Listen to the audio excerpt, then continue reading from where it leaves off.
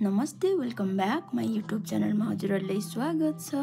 आज हामी पोखरादेखि हामी स्याङ्जा हुँदै हामी पाल्पा हुँदै हामी यो रानीको वियोगमा राजाले बनाउनु भएको रानी महल, इन्डियामा ताजमहल भने जस्तै नेपालमा पनि रानीको वियोगमा राजाले बनाउनु भएको यो रानी महलमा आइपुगेको छौँ हामी सबै। मेरो डियर हस्बेन्ड, मेरो छोरी अनि हामी सबै मिलेर आज रानी महल हेर्नका लागि आइपुगेका छौँ।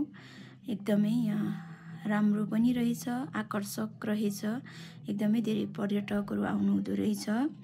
अनि यहाँ यो कालीगण्डकीको किनारमा रहेको यो रानी महल एकदमै सुन्दर रहेको छ। हामीलाई पनि धेरै आउन मन लागेर आएर हामी सबै भिजिट गरेर एकदमै खुसी लागेको छ। हजुरहरू पनि रानी महल भिजिट गर्न आउन सक्नुहुन्छ, एकदमै राम्रो छ। हाम्रो भिडियोलाई यदि मन पर्यो भने लाइक, सेयर, सब्सक्राइब गर्न पनि नभुल्नुहोला। By by.